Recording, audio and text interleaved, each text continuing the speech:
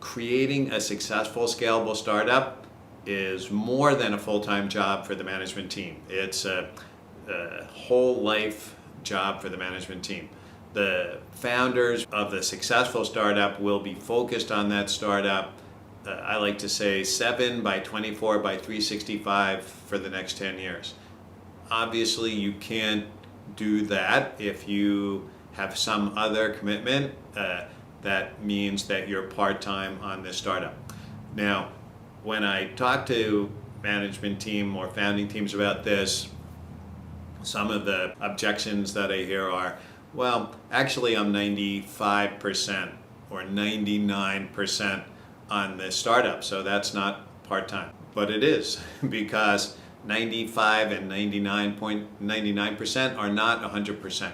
So there's 100% and everything else. Sometimes founders will raise an example of some famous entrepreneurs who have been very successful in their first startup, created some of the best known publicly traded startups in the world, and then were part-time on their next startup. Okay, if you can do that, then that's great. And then investors may, likely will take a very different view.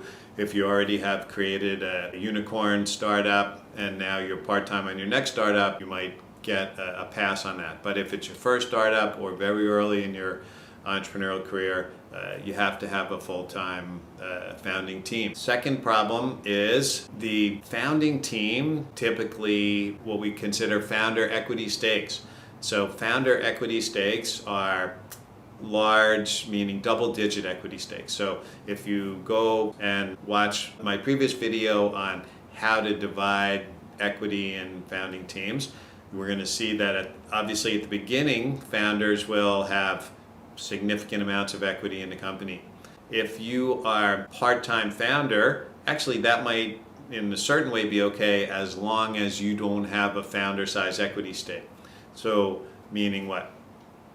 Let's say you're a so-called part-time founder, but you have a 1 or 2% equity stake. So you're really what we might consider a valuable advisor to the company. Maybe you're co-founder in name only, that might be okay. The reason this is usually a problem is that's not the case.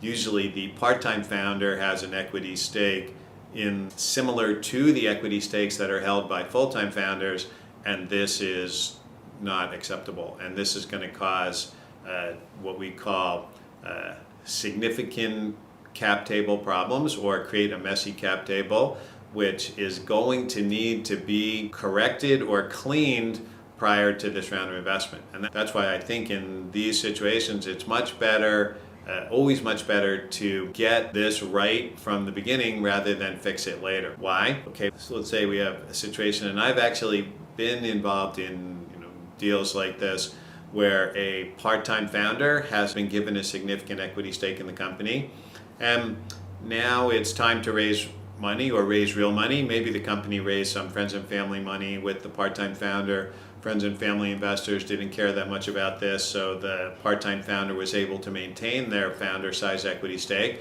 But now it's time to get the next round of funding, and the investor is not willing to put the money in unless the cap table is cleaned up, which in this case means reflecting the fact that that person is not a full-time founder, therefore they should have a much smaller equity stake.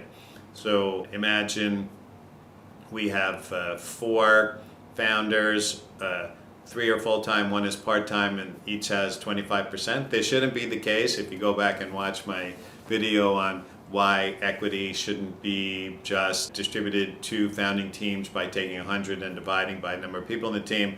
But just for example purposes, let's say our part-time founder has 25%. The investor in this round needs the startup to correct that founder share down to a reasonable level of, say, 2% or 2.5%, meaning they're going to be reduced to 10% of their current equity. Otherwise, the investment's not going to happen.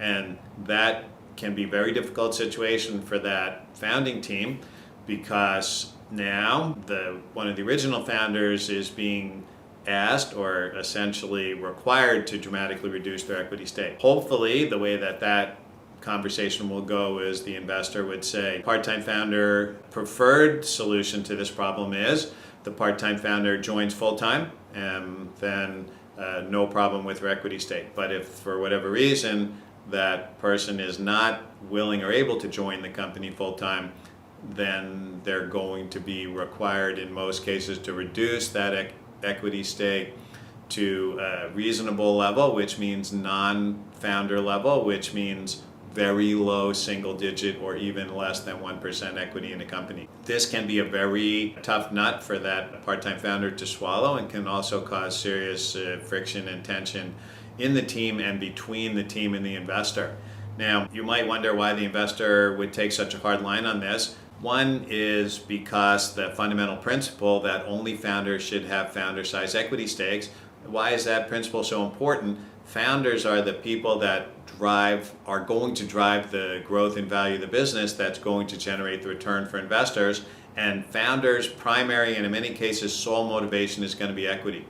So any of that equity that should be with full-time founders but is not is considered debt equity, and this means that those founders will be less motivated than they could have been, which means that the potential success of this business is reduced, which is not what investors want to see when they're investing in a high growth startup. The next level of reason is this round investor knows that the next round investor is going to think the same thing.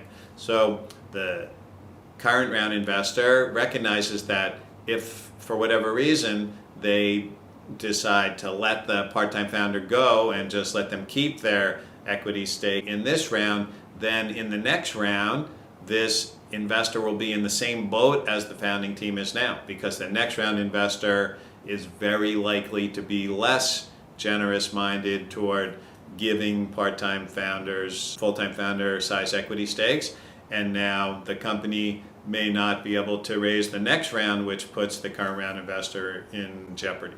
So this problem will need to be corrected, and it actually is in the best interest of the part-time founder to correct this problem for the same reason. If the company cannot raise this round of funding or subsequent rounds of funding, then the part-time founder is worse off than they would be if they were willing to reduce their equity stake to a level that allows the company to raise all the funding rounds that they need to do to get to success. So example, let's say that part-time founder insists on keeping their 25% equity stake, the current round falls apart, new investors are also not interested to come in because of part-time founders having an outsized stake. The company fails, therefore all the equity is worth zero, and therefore 25% of the equity is worth zero. If the part-time founder will agree to reduce their equity stake to, for example, let's say 2.5% instead of 25%, and then the company is later sold for $100 million, then that founder gets $2.5 million instead of the zero that they get by blocking the company's ability to raise money in this round or subsequent rounds. So that's a part-time founder with founder size equity stake problem.